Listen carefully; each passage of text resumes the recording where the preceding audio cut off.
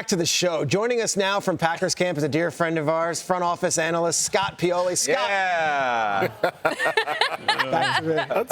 I'm used to a delay, but that was a little weird. It was like, I like that. Scott, it's been a while. We love seeing you. You look tan. You look great. You look like you're having the time of your life in Green Bay. There's been a lot of focus on Jordan Love's contract. You're there. Your boots on the ground. Yeah. What do you think is the most important thing with Love, and where do you think the value was in this deal? So, Peter, one of the things that we've seen over the last couple of years is him developing as a player. One of the ways that you see quarterbacks develop as players, not just in their individual production, but what we saw last year in 2023 is what I think is putting him over the top or putting him in a position to go over the top. When you're a really good quarterback in the NFL, it's not just about you.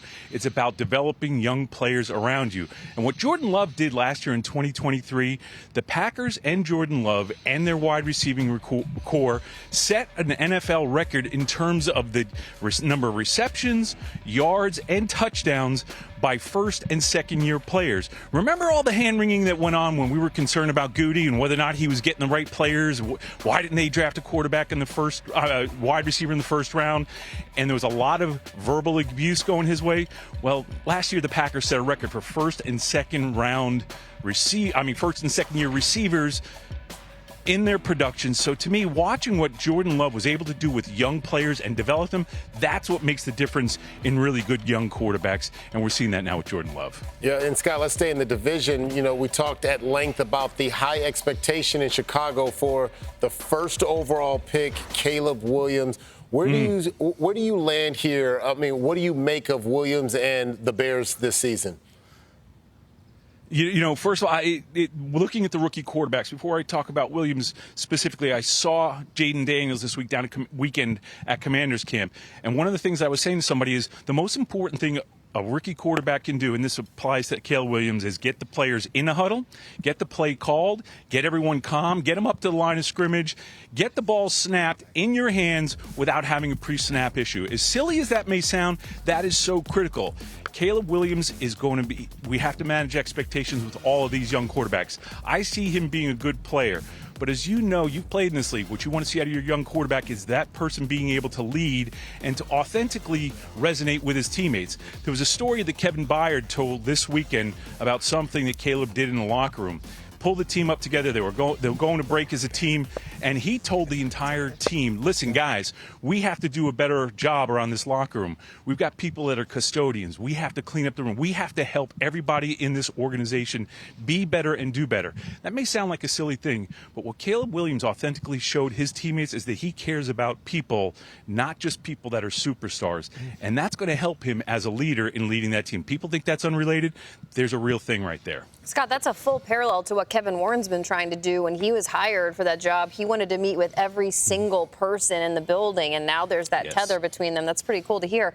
Scott, our social team does a great job of putting this map together of where everyone's been, and I was studying yours. You were at Ravens camp as a part of Back Together Weekend. It clearly irks Lamar Jackson that he's got 2 MVP awards, yet no championships to show for it just yet.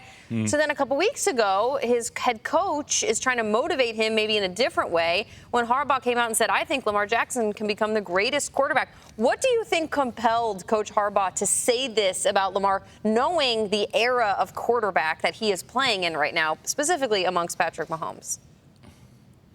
Jamie, I think he said it to show his quarterback, support and to tell him that he believes in him. That's the obvious. And I've never been a big fan of the greatest of all time, greatest across eras and things like that. But I think when you're looking at players, particularly the quarterback position, who are going to be one of the greatest of all time, there's too many things you have to take into account across eras, rule changes, things like that. Here's the deal. Lamar Jackson, without a doubt, is going to be one of the most talented players to have ever played this game. He is incredibly productive. He does incredible things. Unbelievable athlete. But the thing is, part of what you have to have in that mix is championships. And he has to win one of those championships in order to be talked about amongst those people. But I'll never get in that argument with John about the greatest of all time or anything like that. we'll let experts figure that out. Well, listen, Tom Brady is the greatest of all time, but Tom Brady never won 3 Super Bowls in a row. Even when he was winning 2 in a row, he couldn't do 3, Scott. And you know this because you were there. Peter did this long deep Thanks dive for bringing recently. it up, Kyle. Well, come on, Scott. You've done pretty well for yourself. Well, we only won 2 in a row. You did great, but the Chiefs want to do better. Why is it so difficult? Peter got into the history of it. Steelers, Dolphins, all these teams that could never do it. Why is it so difficult to win 3 in a row? And do you think the Chiefs have it in them?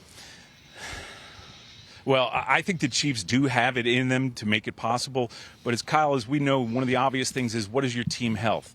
What is the roster attrition? Those are the obvious things that people talk about is how good is this team compared to the last team, because we're going to have to be better than we were last year.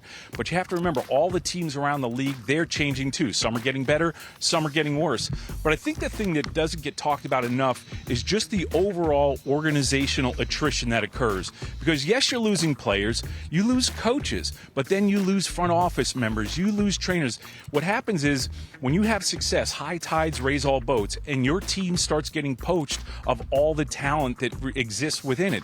So you have this vacuum that sucks out a lot of the talent throughout the organization, and you just don't have the same team. When you don't have the same team, you don't have the same team chemistry. And that team chemistry thing, I am a strong believer, is a real deal. We have often seen, I was a part of one of a team that was certainly not the most talented team, but we won a Super Bowl because organizationally, our chemistry made the right things happen at the right time. So to me, it'll be interesting to see how that overall organization, you guys know a lot of the folks that they lost within the front office and the scouting department. So it's a different franchise right now than it was last year. It'll be interesting. It's going to be the story of the season, but the Packers might be as well. Scott, you're on the ground. You're going to be traveling all over at the training camps. We so appreciate having you on the show. It was great to see you, my friend. Way to go, Scott. Great to see all of you. So happy to be back with you, truly. Awesome. Strength and Awesome.